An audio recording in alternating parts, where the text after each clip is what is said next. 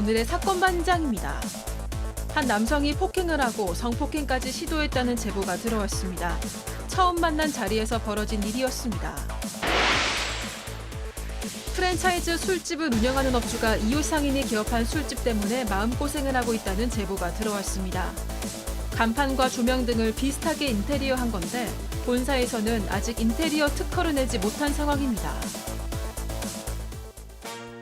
뾰로롱 안녕하십니까. 자, 오늘도 시간은 짧은데 드릴 말씀이 많아가지고요. 쓸데없는 얘기 않고 바로 시작하도록 하겠습니다. 좋습니다. 진실추적자 사건반장 시작합니다. 오늘 오전 부산지법 앞에서 살인사건 벌어졌습니다. 만나보시죠. 차에서 내린 남성 어딘가를 향해 뛰어갑니다. 자, 손에는 천으로 감싼 흉기가 들려있죠. 잠시 후 다른 남성을 해치고 자기 차로 돌아와 도주합니다. 자, 오늘 오전 9시 50분 50대 유튜버가 또 다른 50대 유튜버에게 흉기를 휘둘러 살해하는 사건이 벌어졌습니다. 자, 피해자 유튜버 재판 일정 때문에 법원을 저렇게 찾았는데 라이브 방송을 하던 중이었고 결국 사건 상황도 그 살해 상황도 방송에 고스란히 담겼습니다. 자, 도주한 가해자는 오후에 경북 경주에서 검거가 됐는데요. 속보 이어지는 대로 전해드리죠. 자, 오늘 출연자 소개해 올리죠. 예, 백다혜 아나운서, 양지열 변호사, 오윤성 순천향대 교수, 박지훈 변호사, 그리고 박준혜 수어 선생님 나오셨습니다. 안녕하세요. 안녕하세요. 예, 제주 금오릉 올랐더니 이렇게 무지개, 사진 좀 보여주세요. 자, 무지개가 태양 주변을 저렇게 둘러쌌습니다 하신 곽태근님. 자, 김춘화, 김춘향, 우리 이모들 완전 사랑해 하신 구서희님, 경남 사천 사는 왼수 친구 조정훈 씨 생일 축하한다 하신 이진영님, 사랑하는 딸 유경호가 생일 축하해 하신 이정자님. 자, 지난 5일 경북 영천 강변공원 어린이날 행사에서 육군 3사관학교 군악대가 연주를 하고 있었죠. 지휘자가 천막 밖에서 홀로 비를 맞고 계시니까 한 어르신이 저렇게 우산을 씌워주더라고요. 괜히 뭉클했어요 하신 전은정님. 자, 43번째 생일인 유효희님, 뉴멕시코의 한승우님, 의정부의 이상구님, 장수라님 모두 사랑합니다. 자, 재미는 물론 의리로 함께하는 아세사바 뉴스의 실험봉! 예, 대한민국과 전 세계 동포 가족 여러분의 시선을 모아서 출발합니다.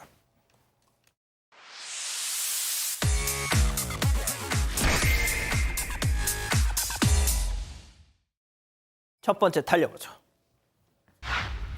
성난 고객 선 넘었답니다. 자, 제보 영상 만나보시죠. 자, 한 여성 가게 안쪽으로 저렇게 들어오더니 말이죠. 걸려있던 옷을 가리키면서 뭐라고 따지죠.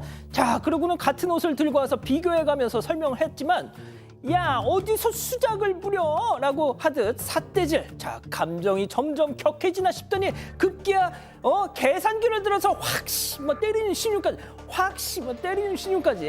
경찰 부를 거예요. 사장님이 그러자 휙 돌아서 가는가 싶더니 또 컴백 또 와가지고 어디 옷 장사하는 주제라고 하듯이 말이에요. 이게 대체 어떻게 된 일입니까 이거? 네, 어제 경남 거제시 한 의류 매장에서 발생한 사건입니다. 지난 4일 저녁 거제시 소속 공무원인 여성이 매장에 들러 옷을 구매했는데요.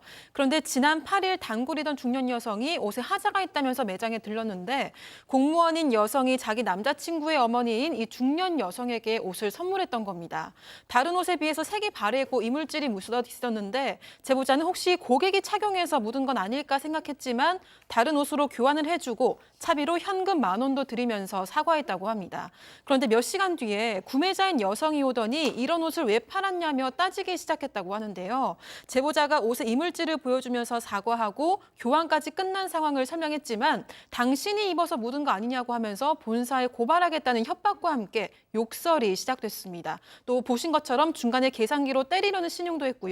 제보자가 경찰에 신고하겠다고 하자 나가는 듯 하더니 다시 돌아와서 욕하기를 반복했다고 합니다. 자, 그러니까 정리를 하면 우리 남자친구 엄마한테 옷 선물해서 점수 좀 따려고 했는데 어디 이딴 옷을 팔아서 날 개망신을 줘. 약간 이런 심리가 아니었을까 싶은데요. 어쩌면 저는 거제시 공무원입니다. 예, 지금 이제 그 지역 공무원인데요. 이 여성 공무원의 남자친구, 즉 다시 말해서 선물을 받았던 그 중년 여성의 그 아들이라고 하는 사람도 이 우연히 이쪽 지역 사회니까 이 제보자의 지인이라고 합니다. 그래서 같이 와서 그 CCTV를 이렇게 한번 쭉 보더니 이건 뭐 지금 제보자 네가 잘못한 거 아니냐 이제 이런 얘기를 갖다가 들었다라고 해요. 그런데 저 CCTV를 보면은 사실은 일방적으로 몰리고 있는 그런 사안인데 그래서 이 제보자가 이날 밤에 이 여성에게 연락을 해서 이 언론에나 제보하겠다 이렇게 얘기를 하니까 오늘 낮부터 가게에 찾아와서 이제 뭐 사과를 하고 오해가 있었으니까 이해를 하자라고 얘기를 하다가 네가 먼저 나한테 욕을 했지 않냐 또 이렇게 또 엎어치기를 했다라고 하는데요. 사실 뭐 이거는 공무원이라고 하는 신분을 떠나서 사실 뭐 충분히 그 옷에 하자가 있어서 안 바꿔준 것도 아니고 사과하고 다 이렇게 환불도 해주고 했는데 굳이 저렇게 와서 행패를 부릴 이유는 없는 것 같이 보이는데요. 사실 이 또 공무원이라고 하는 입장은 또 저렇게 해서는 안 되는 그런 그 상황이죠. 예, 좋습니다. 자, 다음 또 이어가죠. 엘리베이터 천장이 쿵입니다. 자, 역시 제보 영상 만나보시죠. 자, 엘리베이터 탄 여학생 흔들 춤을. 자, 아이고 세상에 천장이 쾅 떨어지면서 머리에 아이고 놀란 학생 머리를 감싸주고 지금 막 당황해하고 있습니다. 아, 이게 폭격 맞은 겁니까 이거? 아, 네, 그래 보이는데 지난 4월 29일 인천 영종도의 한 아파트 승강기에서 발생한 사고입니다. 아이는 목뼈와 어깨 관절 염좌, 뇌진탕으로 이주 진단을 받았는데요. 또 입원 치료 중에도 코피가 5번이나 나고 어지러움을 호소했는데 다행히 오늘 퇴원을 했다고 합니다. 이 사고 직후 놀란 아이는 비상벨을 통해서 천장이 무너져서 머리를 맞았다라고 말한 뒤에 집으로 도망을 갔습니다. 이를 제보자는 다음 날인 30일에 알았는데요. 그동안 관리사무소 측에서 사고 피해자를 찾거나 사고 사실을 알리는 등의 조치가 전혀 없었다고 합니다. 제보자가 관리사무소 측에 CCTV 열람을 요청했지만 거절당했다고 하고요. 사고 발생 4일이 지난 뒤에야 관리소장에게 연락이 와서 관리소장과 승강기 유지업체 팀장까지 3자 대면을 했습니다. 하지만 유지업체 측은 첫 번째 과실은 사고 발생 12일 전에 가구를 옮긴 가구업체 측에 있고 두 번째 과실은 승강기 안에서 춤을 추던 아이에게 있다 이렇게 이야기를 했다고 합니다. 저번에는 체중 때문에 엘리베이터가 추락했다더니 이제는 춤 좀 췄다고 천장이 무너지는구나. 아니 지금 화면으로 보시기에도 초등학교 저학년 정도 아이예요. 저게 충격이 가면 얼마나 충격이 갔을까요? 저걸 과실이 있다라고 얘기하는 것도 황당하고 더 문제는요. 저 일이 있고 나서 2번이나 또 무너졌다라고 합니다. 아이고야. 게다가 이 제보하신 분은 너무 화가 나시는 게 처음에 아파트 관리사무소 측에 연락했더니 야 이거 아파트에서 저 이거 아파트에서 무너지고 나면 관리비 올라가고 보험료 인상 가서 다른 주민한테 피해 가는데 이게 보상을 받으실 거냐고 거꾸로 물어봤다는 거고 유지업체 측에서는 아 그거 보험 접수도 안 될 텐데 한번 해보시라는 식으로 그렇게 나왔다라는 거예요. 그러면서 12일 전에 있었던 가구업체의 잘못을 물었다라는 겁니다. 그러니까 이 제보자분도 가구업체가 설령 잘못을 했다고 하더라도 그럼 그 사이에 뭐 하라고 있었냐라는 거죠. 지금 가구업체 측에서 이걸 손해배상을 하겠다라고 했지만 제보자 입장은 오히려 관리사무소 측에 더 책임을 묻고 싶다는 입장이십니다. 그렇군요. 알겠습니다. 자, 다음 또 이어가죠. 다짜고짜 욕설입니다. 자, 사방가족께서 제보해 주셨는데요. 백문이 불여일견 만나보시죠. 자, 불박차 앞으로 남녀가 아이를 데리고 저렇게 지나갑니다. 차가 주차하려다가 잠깐 멈춰서 기다리는데 자, 이때 어디선가 험한 육두문자 발사 들어보시죠.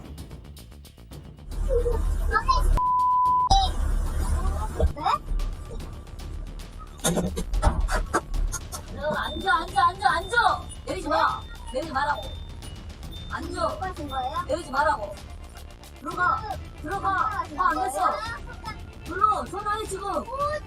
전화해 지금. 아 지금 전화하라고. 전화하라고. 전화하라고 지금. 전화해 지금. 전화하라고 지금. 지금 친했죠? 전화해. 친거 아닙니다. 제가 그 마음에 너무하네라는 그 마음이 그렇게 나왔겠죠? 근데 제가 일부러 그랬겠어요. 제가 일부러 그럴 사람도 아니에요. 근데 너무하셨죠? 잠깐만요. 손도 약하셨어요. 나 이런 핸드폰 아니시죠? 선생님이. 아이고, 애 앞에서 지금 뭐 하는 거야 지금. 네, 자, 부부로 추정되는 남녀고요. 아이도 옆에 있었다고 합니다. 저런 식으로 이제 이 차량이 가다가 사람들이 오길래 좀 다른 데로 틀었는데 위협감을 좀 느꼈던 것 같아요. 그래서 먼저 여성이 와서 욕설을 했고요. 그래서 무슨 소리냐고 제보자가 좀 내리려고 창문을 열고 제보자 아내가 내리려고 하니까 남성이 앉아! 내리지 마! 라고 남성이 또 욕설을 했다 어허. 모습까지 보입니다. 그 이후에 저 앞에 다른 차량이 이제 경적 울리니까 또 글로 다가가서 남성이 욕설까지 이제 합니다. 아. 결국은 주민이 경찰 신고를 했고요. 이 경찰에서 출동을 했는데 왜 저랬을까요? 몰라요. 맞습니다. 술 마셨어요. 아. 만취를 해가지고 술에 취한 상태고 술 냄새가 많이 났다고 하고요. 그러기 때문에 아이가 옆에 있음에도 불구하고 저런 욕설이라든지 위협적인 행동을 했던 걸로 보입니다. 자, 교수님 짧게 한 말씀. 뭐 부부가 일심동체라고 하는 측면은 뭐 바람직합니다. 그런데 이것이 방향성이 좀 틀린 것 같고요. 그리고 이제 요즘에는 좀 이렇게 이상한 그 현상이 아이들 앞에서 가족 단위로 먹튀하고 그리고 아이들 앞에서 부모가 술 마시고 남에게 욕설하고 반말하고 폭력 사용하고 하는 이런 것들이 이전과는 상당히 좀 그 다른 그런 분위기로 가는 것 같아서 상당히 안타깝고요. 네. 지금 한국 사회 전반적인 그 이런 분위기들이 좀 더 이렇게 자중을 해주시기 바랍니다. 그러니까요. 알겠습니다. 자, 다음 또 이어가죠. 강렬한 마주침. 사방가족께서 제보해 주신 영상 만나보시죠. 자, 숲을 사이로 꾸물꾸물 다가오는 무언가. 바로 돼지, 멧돼지입니다. 막 순간 옆으로 다가왔어. 자, 달려가더니요. 사람 눈치를 살피는 듯 천천히 줄을 넘었어. 지금 사람한테 달려오려고 그러나요? 그러더니 계단을 올라가서 그냥 없어지네요. 그냥 가버리네요. 자, 서로가 선수를 알아본 겁니다. 저 찍는 분도 정말 엄청난 분이에요. 저 와중에 저걸 찍고 계셨어요. 자, 지금 찍힌 거는요, 사실 후반부입니다. 정확히 어떻게 된 거냐면 어제 오전에 이 서울 북한산 원효봉에서 찍힌 영상인데 이 제보자분이 이 등 정상에 올랐다가 내려가는 길이었답니다. 계단으로 내려가고 있었고 저 멧돼지도 계단을 타고 올라오고 있었대요. 그래서 둘이 딱 마주쳐가지고 눈이 마주쳐서 서로 놀래가지고 몇 초 동안 멈춰 있다가 갑자기 휴대전화 이제 제보자분이 휴대전화를 꺼내서 촬영을 시작하니까 저 멧돼지가 숲을 사이로 들어갔다가 다행히 공격적으로 나오지는 않고 옆으로 나무석을 비껴가서 보신 것처럼 다시 계단을 타고 다시 계단으로 올라갔어요. 아, 그러네. 멧돼지는 평소 이용하던 계단이었던 모양입니다. 하여튼 정말 이 공격적인 상황이 아니었기 때문에 정말 큰 어떤 사고를 면했던 것이고요.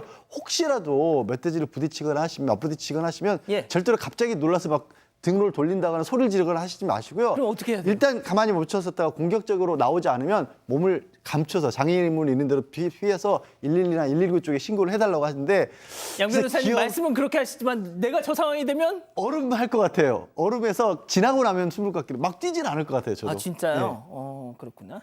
뭐 닥쳐야 하는 거죠. 닥쳐봐야 하는 거죠. 자, 마지막 사연으로 가보죠. 꼴 보기 싫은 스킨십. 아, 집단 지성의 판단을 받아보고 싶으시답니다. 네, 남편에게 자꾸 스킨십을 하는 친한 언니 때문에 스트레스를 받는다는 사연인데요. 사연자 부부는 아는 언니 부부와 친하게 지내고 있습니다. 그런데 언니의 남편이 출장이 잦기 때문에 주로 사연자 커플과 언니 이렇게 셋이서 자주 만난다고 해요. 이런 언니를 만날 때마다 괴로운 점이 하나 있는데 바로 스스럼 없는 터치 때문입니다. 이게 어느 정도냐면 셋이 술을 마시다가 기분이 좋아지면 사연자 남편에게 먼저 하이파이브를 하는 것부터 시작해서 남편의 허벅지를 치거나 아이고야. 악수하면서 손을 한참 동안 만지고 목도 감싸고 직접 남편 입에 안주를 넣어주기까지 한다고 합니다. 와우. 또 새벽에 술을 마시고 사연자 남편에게 먼저 카톡을 하기도 하고요. 낮에는 전화도 건다고 합니다. 한 번은 사연자가 언니에게 이런 행동을 하지 말아달라고 이야기를 해봤는데 난 원래 스킨십이 많으니까 네가 이해해라 하거나 뭐 이런 것 갖고 그러냐 너 집착이다라고 한다고 합니다. 오히려 사연자를 이상한 사람 취급하는 탓에 점점 언니가 불편해지고 만남도 꺼려지고 있는 상황이라고 하는데요. 남편에게도 이런 언니의 행동들을 받아주지 말라고 했지만 별일 아닌데 왜 그러냐 친한 누나에게 친절하게 대하는 것뿐이다 라고만 한다고 합니다. 이렇다 보니까 사연자는 정말 자신이 이상한 건지 의심까지 하게 됐다고 하고요. 남의 남편에게 스스럼 없이 스킨십한 언니가 불편한데 제가 정말 유난스럽고 집착하는 거냐고 물어왔습니다. 자, 이론의 여지가 있을까 싶은데요. 6천여 분의 가족 여러분 지금 함께하고 계신다. 채팅창에 X로 함께 참여해 보시죠. 먼저 언니입니다. 어머머머머, 야 백다의 이 지지배 완전 웃긴다. 야 생긴 거랑 달리 너 왜 이렇게 예민해? 나 네 신랑 관심 없어. 나 상해 남편 지열 씨한테도 이러고 살아. 왜? 난 ESFP 즉 자유로운 영혼이거든. 야 정 열받으면 나한테 뭐라고 하지 말고 너 신랑 지훈이 단속이나 해. 얘 완전 짜증 지대로다. 동그라미. 그렇죠. 예. 자, 다음 사연자 아내입니다. 어머머머, 이 언니 말하는 거 좀 봐. 이제 와서 우리 신랑 관심 없는 척. 우리 지훈이 허벅지 튼실한 거 봐. 코는 왜 이렇게 커? 별소리 다 해놓고 이제 와서 또 여우짓 다 해놓고 왜 뭐 ESFP 자유로운 영어 웃기고 있네. 너 우리 지훈 씨한테 한 번만 더 꼬리 쳐봐. 언니고 뭐고 확시 X입니다. 자, 박 변호사님. 이건 사실 이야기할 뭐 하이파이브까지는 돼요. 하이파이브도 안 되나? 하이파이브까지 되는데 일단은 허벅지 터치에다가 목 감싸고 남편 안주 넣어주고 손 한참 만지고 카톡 보내고 안 되는 행동들을 골라서 하고 있다고 봐야죠. 만약에 아내가 괜찮다고 동생이 괜찮다고 하더라도 문제가 되는데 안 된다고 지금 하는데 저렇게 행동하는 거잖아요. 그러니까. 하이파이브 정도만 하세요. 아니면 주먹으로 하면 돼요 요새는. 요 정도만 해야 되지 그 이상 하는 거는 이거는 문제가 심각해 보입니다. 자, 교수님. 현재는 친한 것 같은데 앞으로는 원수가 될 가능성이 상당히 있고요. 그리고 이제 언니의 전 직종이 어딘지를 잘 모르겠습니다. 그래서 이 친한 언니가 언젠가는 사고를 칠 수 있는 그런 가능성이 있다라고 하는 그런 측면에서 이거는 뭐 이미 도를 좀 넘고 있다라고 하는 그런 상황에서 뭔가 이렇게 선을 그어야 될 것 같고요. 그리고 저는 이 남편도 좀 문제라고 봐요. 남편이 뭐라 그러냐면 별일도 아닌데 왜 그러냐. 친한 누나한테 친절하게 대하는 것뿐이다. 그러면은 이 부인이 친한 오빠한테 친절하게 대하는 것을 갖다가 남편이 보고 싶으세요? 네, 정신 차리시기 바랍니다. 장군 멍군. 자, 양 변호사님. 이 관계라고 하는 건 사회적 관계잖아요, 부부도. 그리고 바깥에서 누가 어떻게 봤었을 때 엉덩이 보이느냐가 굉장히 중요할 수밖에 없거든요. 사실 두 분 말씀에 적극적으로 동의하고요. 특히 그 남편분은요. 저거 이혼 사유입니다. 진짜? 자칫 잘못하면. 저렇게 받아주시는 게 그게 뭐 별일이 아니에요. 큰일 날 소리입니다. 야, 그렇구나. 자, 우리 가족 여러분들 왠지 이구동성 느낌? 네, 맞습니다. 다 하나같이 다 화를 내고 계시는데요. 이병호님, 남편이 문제입니다. 남편이 선을 확실히 그어야 합니다. 저도 비슷한 경험이 있는데 남편이 확실하게 행동해야 합니다라고 하셨고요. 이화인님, 남편하고 같이 만나지 마세요. 남편 폰에서 번호를 차단하세요라고 하셨습니다. 남주현님도 손절이 답입니다라고 하셨는데요. 냠냠님은 요즘은 다 그렇습니다. 이런 의견도 아주 소수로 있었습니다. 요즘 다 그래요? 자, 사건 반장 제보 메일, 카카오톡 사건 반장 제보 채널 많은 사연 제보 기다리고 있습니다. 미국 아칸소 사시는 강정아님 보고 계시죠? 한국 사는 첫 조카 준영이 영상을 보내주셨어요. 만나보시죠. 자, 준영이랑 아빠 홍서방이 침대에서 쿨쿨. 자, 넉다운된 아빠랑 달리 준영이는 꿈틀꿈틀. 급기야 아빠 코를 갖다가 손으로 턱 잡고요. 아빠가 고개를 돌리자 얼굴에서 떨어진 손 망연자실 준영이. 아이 아빠야 나 잠 좀 자자. 히. 그렇습니다. 준영이는 그날 그렇게 잠을 설쳐서 다크서클이 잔뜩 내려앉았다라는 거죠. 예, 부부싸움의 원인 중 하나인 코골이. 부자지간도 멀게 할 수 있다는 거 꼭 유념해 주세요.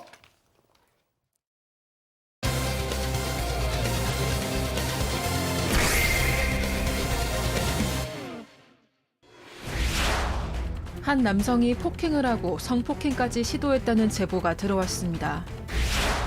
처음 만난 자리에서 벌어진 일이었습니다. 두 사람 사이에 무슨 일이 있었던 건지 알아봅니다. 자, 제보 사건인데요. 끔찍한 폭행 사건입니다. 네, 폭행 사건은 3월 4일 오전 30대인 피해자가 운영하는 매장에서 벌어졌습니다. 피해자를 향한 폭행은 20분 넘게 이어졌고 폭행 장면은 매장 안 CCTV에 고스란히 담겼습니다. 가해 남성은 이미 폭행을 당해 피아노 위에 쓰러져 있던 피해자의 머리채를 잡고 바닥으로 내팽개치고 주먹으로 얼굴을 세게 때리기도 했고요. 뒷걸음치던 피해자를 CCTV가 없는 방으로 끌고 가서 얼굴과 머리 위주로 폭행을 이어갔습니다. 또 폭행을 가한 남성은 30대로 한 달가량 SNS로 연락을 주고받긴 했지만 만난 건 이날이 처음이었습니다. 자, 이 폭행 영상 원본을 저는 봤습니다. 끔찍합니다. 다 보여드릴 수가 없어요. 피해자께서 어렵게 그날의 상황을 직접 얘기해 주셨습니다. 들어보시죠. 매장에서 편하게 얘기를 하고 안 가고 이제 좀 강제로 이제 옷을 벗기려고 하고 자꾸 만지려고 하고 강제로 키스를 하려고 하고 이런 실랑이가 좀 있긴 있었는데 제가 피아노에서 본격적으로 때리기 시작한 거긴 해요. 그러면서 그냥 갑자기 이제 바닥으로 허리 쪽으로 내쳐서 제가 지금 허리 다치고 그리고 나서 콧뼈를 부러뜨린 상태에서 제가 아파서 엎드려 있는데 그 뒤에 또 까지 나온 거거든요. 네. 그리고 나서 그 CCTV가 없는 곳으로 네. 때리면서 계속 밀어 넣었고 거기 안에서 또 폭행이 있었다는 거죠. 네네. 거의 주먹으로 얼굴 위주였어요. 아니 이게 뭐예요 도대체? 정말 너무나 어처구니 없는 일인데 가해 남성이 처음 만난 자리에서 계속해서 옷을 벗기려 하고 스킨십을 시도를 하고 특정 부위를 만지고 이래서 이 여자분은 계속 거부 의사를 밝히면서 거부를 했다라는 거예요. 그게 한 2시간 가까이 그렇게 실랑이를 벌이고 있다가 어쨌든 말로 달래서 보내려 했는데 갑작스럽게 폭행을 하기 시작했던 겁니다. 뭐 강제로 옷을 벗기고 또 여기저기 막 끌고 다니고 그러면서 폭행과 추행을 번갈아 했었고요. 심지어 코뼈가 부러진 상황에서 피해자가 이제 고통 속에 엎드렸는데 거기서 또 유사성 행위를 했다라는 거예요. 그렇게 계속 폭행을 이어가다가 결국 이 가해자가 도주를 했고 피해자는 너무 무섭고 아프고 뭐 정말 정신없는 상황에서 지금 밖으로 확실히 나간 걸 확인한 후에 문을 잠그고 그제야 겨우 신고를 할 수 있었다고 합니다. 요즘 이상한 인간들이 너무 많아요. 예.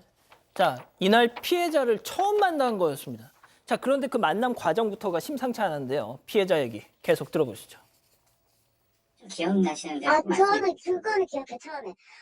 저 X이에요라고 카톡이 대뜸 와서 제가 X라고 하면 제가 누군지 제가 모릅니다라고 말을 했거든요. 전화가 왔어요, 제 핸드폰 번호로.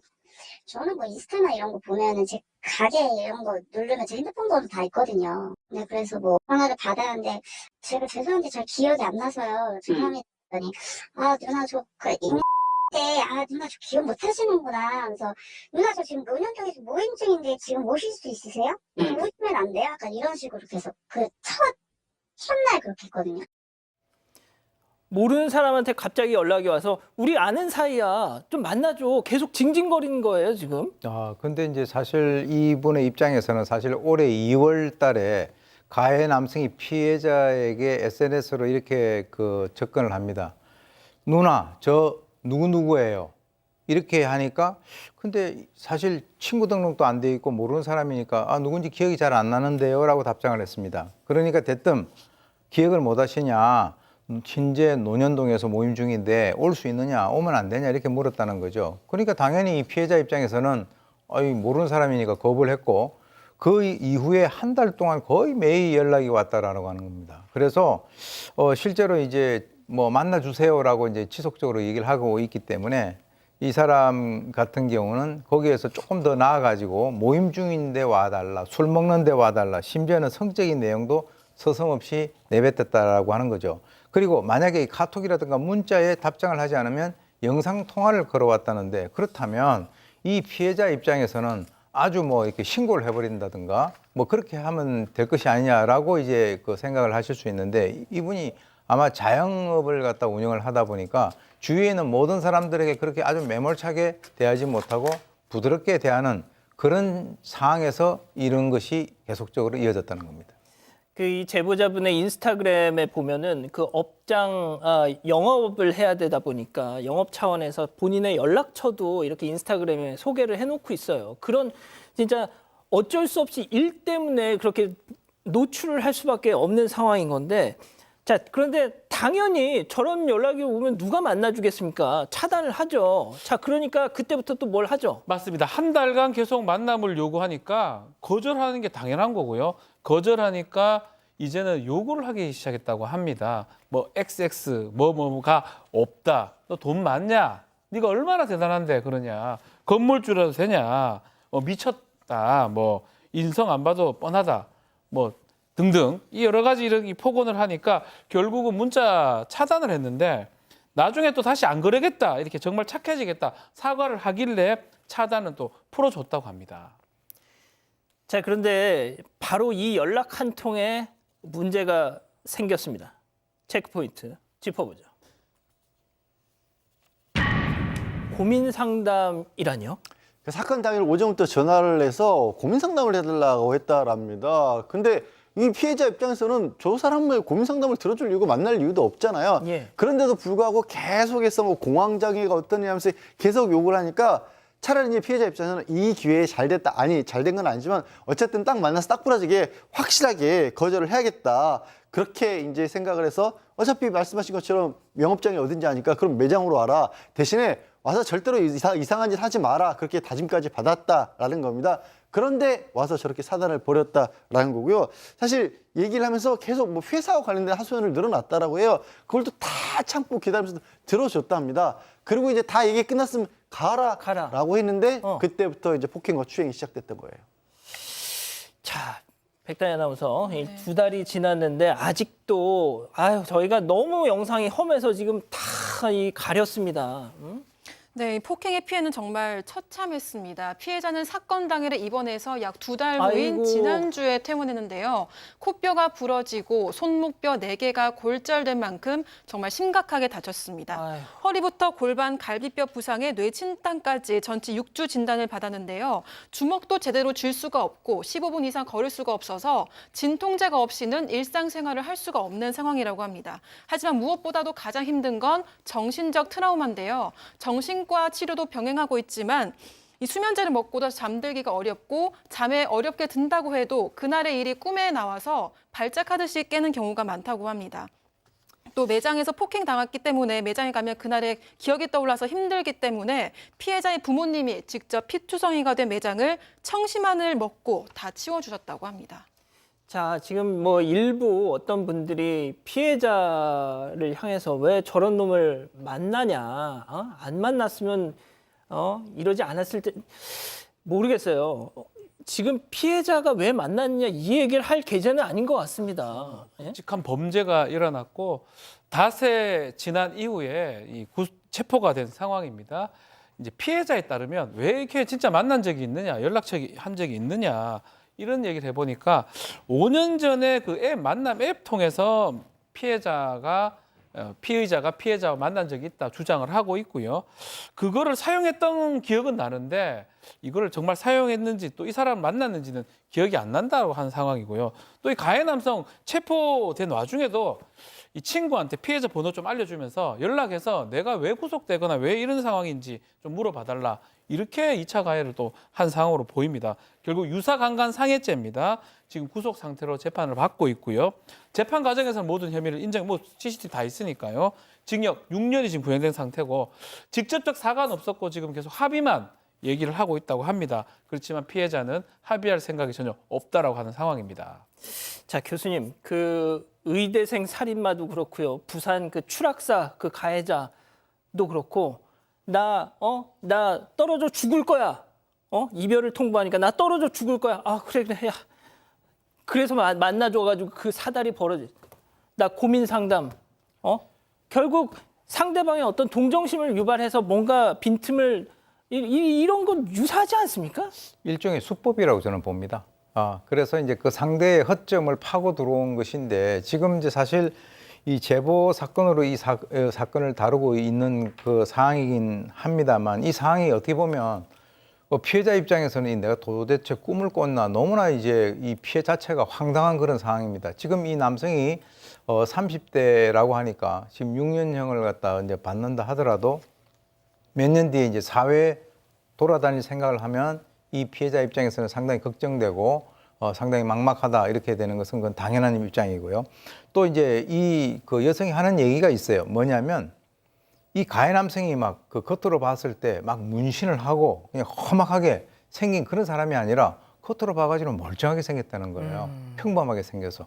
그래서 본인이 입장에서는 이 평범하게 보이는 이런 사람들에게도 이런 종류의 폭행 또는 그 피해를 당할 수 있다라고 하는 그 상황이 너무 끔찍스럽다라고 하는 그런 측면에서 제보를 했다라고 하는데 아무쪼록 이 피해자분 빨리 어떤 그 피해 의식으로부터 이런 그 악몽으로부터 벗어나시기 바랍니다.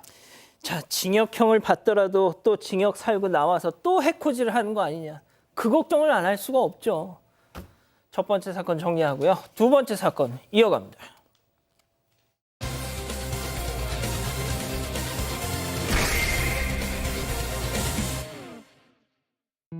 회사를 다니며 한 푼 두 푼 열심히 모은 돈으로 꿈에 그리던 본인 소유의 술집을 차리게 된 사장. 오픈하자마자 손님들이 몰려들면서 이웃 상인들도 이 집 장사 참 잘하네라는 얘기까지 들었습니다. 그런데 형, 동생하며 친하게 지냈던 이웃 상인이 우동집을 접고 술집을 차린다는 이야기를 듣게 되는데요. 얼마 지나지 않아 실제로 공사가 진행됐고 개업까지 하게 됐습니다. 일련의 과정들을 지켜보면서 배신감이 들었다고 하는데요. 왜 그런 걸까요? 양 변호사님 왜 그런 겁니까? 일단 이 황당한 일의 시작부터 좀 말씀을 드려야 될 것 같아요. 이 사장님 같은 경우는 8년 정도 회사 생활하면서 이제 목돈을 모으셔가지고 원래 자영업을 꿈꿨답니다. 그래서 독립을 해서 이제 프랜차이즈 술집을 차렸는데 처음부터 이 차릴 목표가 확실했었고 또 굉장히 열심히 운영해서인지 장사가 정말 잘 됐대요. 손님들 많이 모이고 또 이웃에 같은 뭐 비슷한 장사하시는 분들하고도 친하게 지냈고 특히 문제가 된 이 이웃 사장님하고는 형 동생 하면서까지 가깝게 지냈다라는 거예요. 근데 그 사장님이 원래 분식집을 운영하다가 우동집을 하나 더 낸다고 해서 처음에는 우동집을 차렸답니다. 근데 우리 우동집 장사 잘 안 된다. 나도 프랜차이즈 술집이나 하나 차려야겠다. 바꿔야겠다. 이렇게 얘기를 했다라는 거예요. 네. 근데 이게 사연자분과 불과 3m 거리에 있는 우동집이었습니다. 자, 이자카야 그리고 우동집 왠지 뭐 겹치는 부분은 조금 있잖아요. 바로 옆에 비슷한 업종. 그런데 뭐 크게 신경은 안 쓰셨다 그래요. 그런데 공사를 하면 할수록 이건 아닌데 예, 체크포인트 짚어보죠. 뒤통수 이게 무슨 얘기인지 사장님 얘기 직접 들어보시죠. 그 사람들 해병대 되게 형님이셔서 제가 형님 하면서 되게 잘 따랐었거든요. 이자카야를 저희가 알아보고 있다고 하더라고요.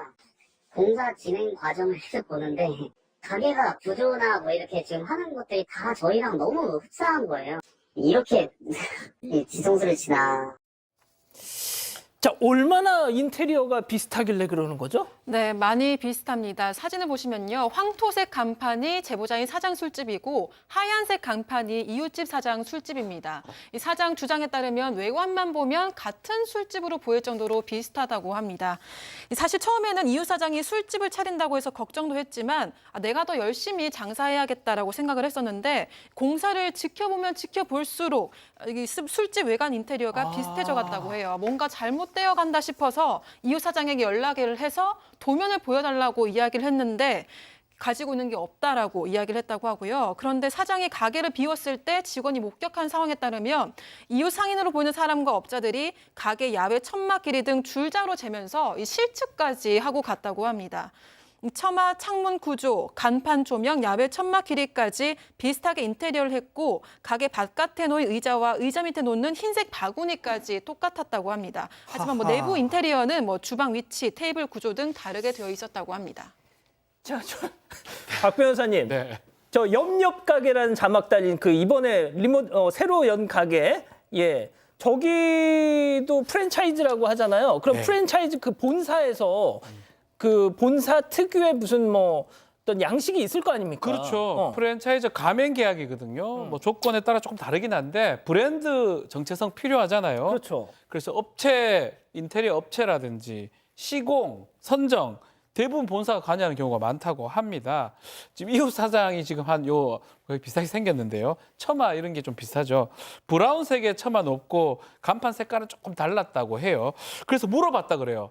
프랜차이즈 본사 몰래 그냥 하는 거냐고 물어보니까 아니다. 박 변호사님 이게 원래 네. 프랜차이즈 그 유형 모습이라는 그렇죠. 거죠. 예. 그래서 처마하고 이런 것들하고 이런 것들이 나오니까 너무 옆에 염력하게랑 같으니까 비슷하니까 프랜차이즈 본사 모르게 하는 거냐고 물어보니까 아니 지원을 받고 있다라고 또 얘기를 했다고 해요. 여러 가지 지원을 받았는데 이제 문제는 이웃 사장의 주장에 따르면요. 본사에서 이번부터는 조금 달리 인테리어를 하고 있다. 기존하고 좀 다르게 다른 방식의 인테리어를 활용하고 있다. 하필이면 이번부터 저렇게 처마 만들고 이렇게. 그래서 좀 그런 부분들이 좀 이상하다라고 하고 있는 상황입니다. 오 교수님 그 이웃집 거기 가게 사장님 얘기도 좀 들어봤잖아요. 저희가. 예, 이웃 사장의 주장에 따르면 비슷한 형태로 어떻게 보면 뭐 인테리어를 한 이런 이자카야 술집들도 상당히 많은데 그러면 그 술집들 다 뺏긴 거냐? 외관도 자세히 뜯어보면 하나하나씩 다 다르다. 이제 이렇게 얘기를 하고 있고요. 실제 이제 바로 문제가 되는 이웃 술집보다는 다른 그 프랜차이즈 술집의 어떤 그 형태를 좀 자기는 따려고 했다. 이렇게 얘기를 하면서 뭐 노군 꼬치 가게 외관이라고 하는 것을 지목을 했습니다. 그래서 그게 마음에 들어서 그 스타일을 따라한 것이다 이렇게 얘기를 하고 있는데, 그리고 이제 의자는 본사에서 넣어준 거고 흰색 바구니는 비슷한 걸 산 거는 맞다. 그런데 이 사장님, 이제 원래 그 사장님 같은 경우는 아니 잘 된다고 베껴서 바로 옆에서 동일 업종, 저게 30m도 아니고 3m면 말이죠. 남들이 봤을 때는 쌍둥이 이자카야로 볼 수가 있어요. 1호점, 2호점. 1호점, 2호점. 그리고 이제 뭐 사실 해병대 선후배에서 너 몇 개야 해가지고 이제 이렇게 좀 뭉쳐진 것 같은데, 통상이 살다 보면은 멀리 있는 사람이 뒤통수는 못 쳐요. 팔이 짧아서. 가까이 있어야 뒤통수를 갖다가 칠 수가 있습니다. 아, 그렇게 깊은 뜻이. 그래서 기본적으로 이게 제가 봤을 땐 전 개인적인 생각입니다만 이 상도이라고 하는 게 있는데 이건 좀 지나치지 않는가 하는 그런 생각이 듭니다. 예, 일단 뭐 그 이웃집 사장님은 자세히 현미경 들여다보고 이거 비교해 보면 다르다 이렇게 주장을 하고 있는데, 자, 손님들은 어떤 생각일까요? 뭐 우리 가족 여러분들 뭐 다 지금 말씀 주시고 계시는데, 자, 사장님, 피해 사장님 얘기 직접 들어보시죠. 사실 뭐 이게 뭐 불경기도 있긴 하지만 이 정도로 빠질 수준은 아닌데, 저것도 분명히 요인 중에 하나라고 저는 지금 생각을 하고 있거든요. 사람들도 그 화장실을 갔다가 오다가 저희 가게인 줄 알고 이게 들어가는 사람들이 있어요. 여기 아니고 옆에 가게시라 이렇게 할 정도로. 아, 이렇게 헷갈린다. 네, 그 정도로 비슷한 겁니다. 이 사장님 주장에 따르면 가게 외관을 보고 손님들이 착각해서 옆 술집으로 들어가는 경우도 많고요. 단골 손님들이 와서 이건 너무하지 않냐, 옆에 2호점 낸 거 아니냐 할 정도로 인테리어가 비슷하다는 이야기를 한다고 합니다. 주변 상인들도 너무하다는 반응이라고 하고요. 작은 상권에서 이런 일이 벌어지는 게 어이가 없다고 합니다. 이 이웃집 사장이 술집을 차린 지 3개월 정도 됐는데요. 그 여파인지 매출도 전에 비해서 25% 떨어져서 힘든 상황이라고 합니다. 반면에 이웃 사장이 연 술집은 전에 차린 우동집보다 장사가 잘 되는 상황이라고 전해졌습니다. 자, 그럼 피해 사장님은 자기가 하고 있는 그 프랜차이즈 본사에 SOS를 쳐야죠. 그렇죠. 결국 본사한테 요청을 한 겁니다. 야, 인테리어 지금 옆에서 베끼고 있는데 본사에 조치를 좀 취해줘야 되는 거 아니냐라고 했는데 조금 문제가 생겼어요. 왜요? 본사에서도 인테리어 관련돼서 이런 특허를 아직까지 다 내지를 못했다고 합니다. 출원은 했는데, 아니 출원할 예정인데 변리사를 통해서 시간이 조금 걸린다고 합니다. 몇 달 정도. 그래서 지금은 안 되고 나중에 시간이 좀 걸리지만 이 완료가 되면 그때 조치를 할 수 있다라고 밝힌 상황입니다. 자, 양 변호사님, 이 사장님, 피해 사장님이 저 어떻게 해야 되냐고 묻고 계십니다. 아, 지금 굉장히 힘드실 것 같아요. 사실 이런 종류의 어떤 법적 다툼이 좀 심심치 않게 벌어집니다. 뭐 왜 간판이나 장식이라든가 심지어 메뉴 구성 이런 걸 따라하는 맞아요. 경우들도 있고 해서 맞아. 자영업자들끼리 다투는 거 안타까운 일들이 벌어지고 있고, 이런 거를 이제 뭐 트레이드 드레스라 그래서 외관의 어떤 옷차림 이렇게 불러서 이걸 어떻게 보호할 것이냐인데, 인테리어 같은 게 또 특허가 잘 안 나와요. 그런 특성이 있어서. 근데 다행히 2018년부터 만약에 장식, 간판 이런 것들을 비슷하게 따라할 경우에는 이것도 특허까지는 안 나오더라도 보호해 주겠다라고 법이 만들어지긴 만들어졌는데, 이것도 쉽질 않아요. 뭘 많이 따지냐면, 자, 이런 겁니다. 여기는 상암동이잖아요. 그러니까 상암동 사거리에 그 간판 노란 술집 있지? 라고 하면 다른 사람들이 누구나 그 집이라고 알 만큼 다른 사람들 사이에 정확히 그 업체가 인식이 될 정도의 모습, 그 모습을 따라야 되는데 이거 법정에서 입증하는 거요. 정말 힘듭니다. 그래서 저도 뭐 한마디로 딱 말씀을 솔직히 시원하게 못 드리겠어요. 아유, 어쩜 좋아 그러면. 알겠습니다. 자, 일단 두 번째 사건 정리하고요. 사건 연구소 이어갑니다.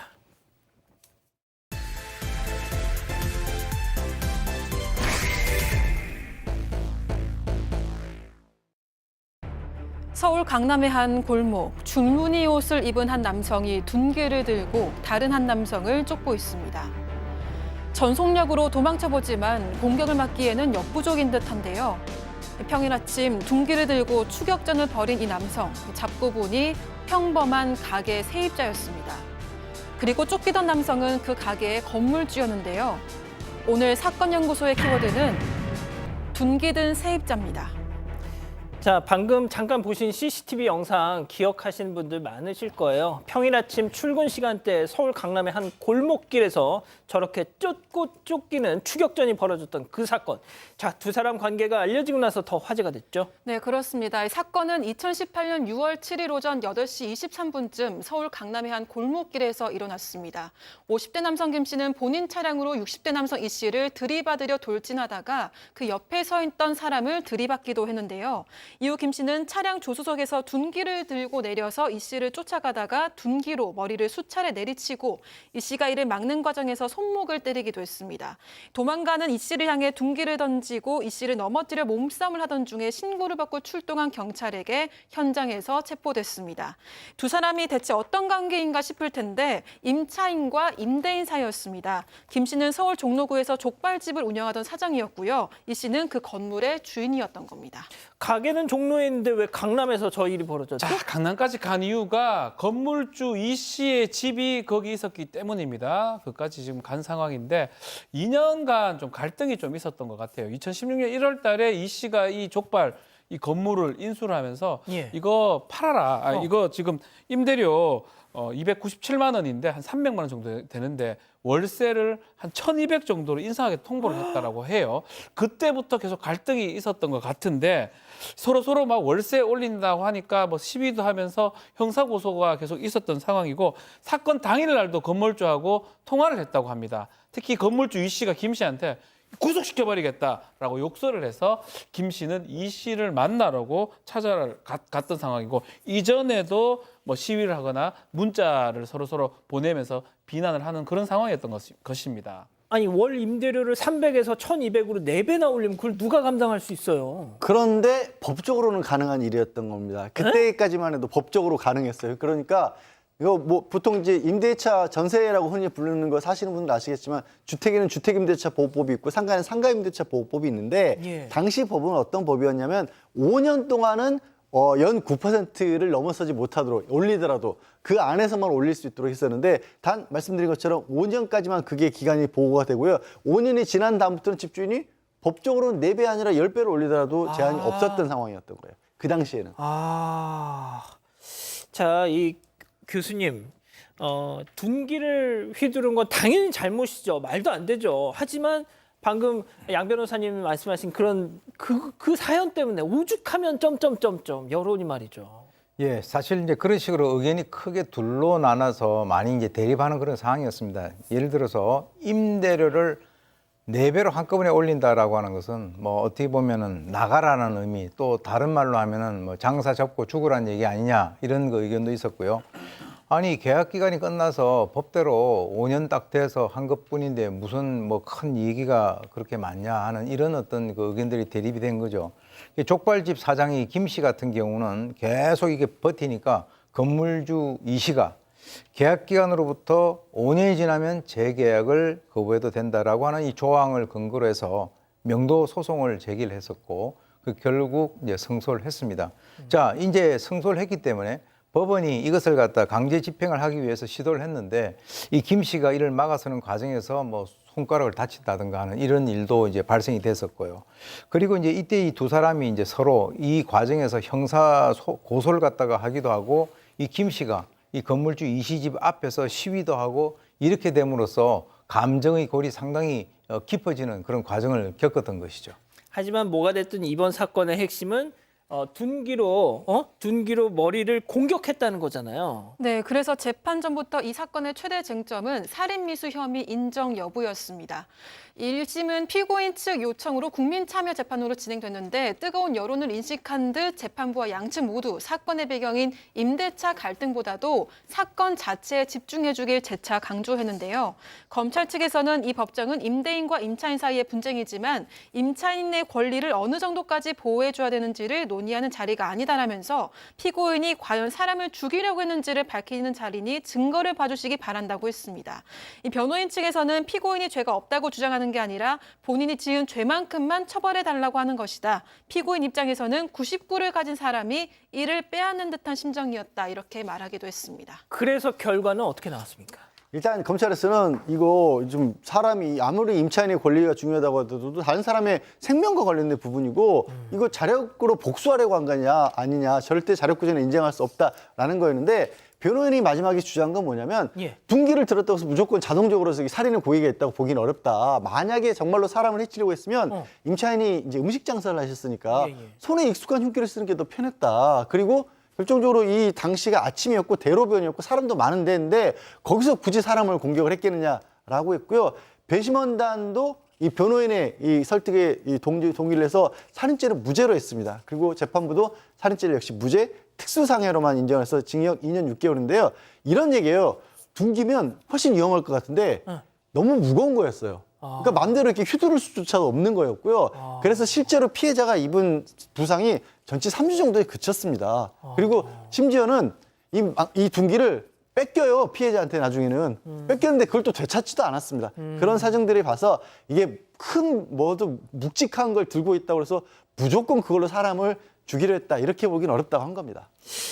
박 변호사님, 네. 양쪽 다 불만이었죠? 그렇죠. 이게 국민참여재판을 하는데 2심은 국민참여재판을 하지 않습니다. 항소심은 쌍방이 항소를 한 상황이고 결국은 징역 2년으로 좀 더 감형이 됩니다. 검찰은 1심에서 마찬가지로 둔기를 휴대해가지고 가져가면서 범행 계획했고 반복성 봤을 때는 살인의 고의가 충분한 거 아니냐라고 했는데 일단 변호인이나 피고인 측 주장은 살인의 확정적 고의는 지금 없는 게 맞지 않은 양 변호사님 말씀하신 것처럼 그래서 그 부분이 좀 반영이 된 걸로 보이고요. 또 휘두르긴 휘둘러도 실제로 가격했다고 보기에는 좀 어렵다는 거 등등이 반영이 됐기 때문에 또 피해자 말고 다른 사람하고 또 합의됐던 부분도 있습니다. 그래서 결국은 2년형으로 감형이 됐습니다. 예. 지금 우리 가족 여러분들도 지난 사건이지만 건물주 입장이 옳다. 또 세입자 오죽했으면 그랬겠냐 이렇게 좀 입장이 갈리시는데 교수님 마지막으로 좀 짧게 좀 정리 좀 해주시죠. 예, 1심 재판부가 이제 선고에 앞서서 이렇게 얘기했습니다. 사건을 진행하는 동안에 마음이 무거웠다. 그리고 이제 이 판결 결과가 어떤 결과가 나온다 하더라도 피고인과 피해자 앞으로 이 가족들이 앞으로 이제 살아가는 그 과정에서 분노하고 또는 미워하고 고통 속에서 살 것 같아서 마음이 상당히 안타깝다 이렇게 이제 피력을 했는데 사실 그 당시에 모든 지금 여기에서도 찬반 의견이 나오긴 합니다만 모든 국민들의 공통된 심정이 아닌가라는 생각이 듭니다. 그래도 이제 한 가지 이 사건을 계기로 해서 얻은 것은 있었어요. 뭐냐면 계약 갱신 청구권이 지난번에 5년에서 사실 5년 금방 가거든요. 예. 그래서 이 5년에서 10년으로 연장이 됐다는 거예요. 예. 그래서 이제 앞으로 이 건물주가 적어도 10년간은 정당한 이유 없이 임차인에 있어서의 재계약 요구를 갖다가 거절할 수 없도록끔 돼 있다라고 하는 것이 결국 이 불행한 사건이 계기가 돼서 그렇게 제도가 개선이 된 겁니다. 그렇군요. 법 개정 하나는 끌어냈군요. 자, 사건 연구소 이렇게 정리하고요. 글로벌 픽 이어갑니다.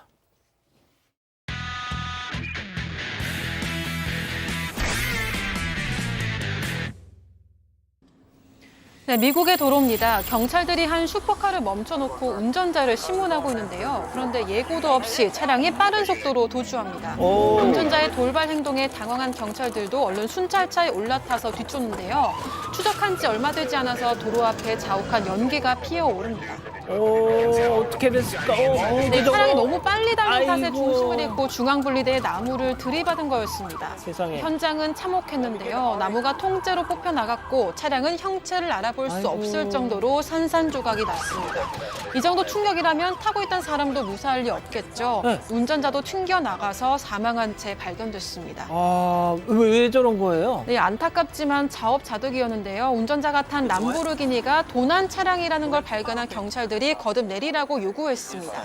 빌린 차량이라고 변명했지만 경찰들이 이를 믿지 않자 도망가는 길을 택한 거였는데요. 결국 최악의 수가 된 겁니다. 자, 다음은 멕시코로 갑니다. 네, 거리 양쪽에 수백 명의 구경꾼들이 서서 어딘가를 주시하고 있습니다. 한 축제에서 열린 트럭들의 경주를 보기 위해서 모인 사람들이었는데요. 집채만한 검은색, 파란색 트럭들이 나란히 레이스를 시작합니다. 그런데 얼마 지나지 않아서 파란색 트럭이 휘청하더니 도로를 벗어나서 사람들을 덮쳐버립니다. 어떻게? 네, 관객들의 환호는 금세 끔찍한 비명으로 바뀌었습니다. 경주에 욕심을 낸 트럭이 과속을 하다가 사고를 낸 건데요. 미처 피할 새도 없이 일어난 비극에 12살 소년을 포함한 3명이 목숨을 잃었고 12명이 다쳤습니다. 이거 어떻게 해요, 그럼? 네, 이 운전자 트럭을 버리고 주행랑을 쳤습니다. 세상에. 주최 측의 허가를 받지 않고 불법 경주를 벌였다가 이런 사고를 냈기 때문인데요. 더 큰 처벌을 받을 수밖에 없겠죠.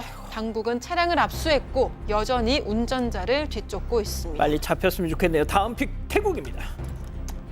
자, 뚜껑이 열린 하수구 주변으로 사람들이 모여 있습니다. 크레인까지 서 있는데요. 이 남성 크레인에 걸린 줄에 매달려서 좁은 하수구 안으로 쏙 들어갑니다. 자, 그리고 그 안에서 웬 종이 2장을 꺼내 올려요. 저거 뭐예요? 자, 보시면 숫자들이 적혀 있죠. 네, 복권이었습니다. 복권 주인이 이 여성인데 예. 주머니에 넣는다는 게 그걸 하수구 틈에 빠뜨렸던 겁니다. 그리고 당첨까지 됐던 것 같아. 절대 이걸 어떻게 그냥 버리고 가겠습니까? 결국 경찰과 지역 공무원까지 나서서 이 복권 구출 작전에 나섰던 겁니다. 설마 1등? 아쉽게도 1등은 아니고요. 하지만 4,000바트, 우리 돈으로 약 15만 원은 당첨이 됐습니다. 자, 여성 당첨으로 자신을 도와준 경찰과 직원들에게 시원한 음료수를 한 잔씩 쐈습니다. 와와와와와와와와. 다음은 최근 온라인에서 화제가 된 영상 함께 보시죠. 자, 보세요. 주택 문을 사이에 두고 남성과 개가 대치하고 있습니다. 개는 탁자에 올라가 귀와 꼬리를 쫑긋 곤두세우고 경기하고 있습니다. 남성이 몸을 잔뜩 웅그리채 조심스럽게 다가가지만 맹렬하게 지저대니까 슬금슬금 물러섭니다. 자, 다시 큰맘 먹고 다시 접근하는 남성. 하지만 좀 담장이라도 담장 문을 넣을 것처럼 펄쩍펄쩍 뛰어오르는 경비견의 기세에 또 후퇴하고 맙니다. 역시 개 점프력 좋아요. 예, 근데 이 남성 도둑이 아니에요. 택배기사입니다. 이거 배달을 해야 되는데 이게 물러설 수가 없었던 겁니다. 물론 이런 사정을 알리 없는 경비견이 봐주지 않았던 거고요. 더 이상 지체할 수 없어 택배기사 마지막 용기를 짜내어 소포 상자 문을 열었고요. 너무 마음이 급한 탓인지 바로 열리질 않았는데 금방 침착함을 되찾고 이번엔 성공했습니다. 빠르게 소포를 놓고 도망갔습니다. 그냥 던져버리지 그냥. 자, 가시죠. 명륜 진사갈비의 신메뉴 후려페퍼 스테이크, 후추에 화끈한 회대기, 입안 가득 퍼지는 우아한 풍미. 여기는 대한민국 고기 테마파크 명륜 진사갈비. 평소가 뭐였죠? 칼을 쓰던 것이었나요? 구석구석 쓸고 닦았던 거? 아니면 뒤처리까지 챙겼던 그것? 로보락의 등장. 청소의 종말. 로보락. 사랑하는 사건반장 가족 여러분 행복한 밤 보내시고요. 저희는 내일도 4반 750 저녁 7시 50분에 다시 옵니다. 안녕히 계십시오.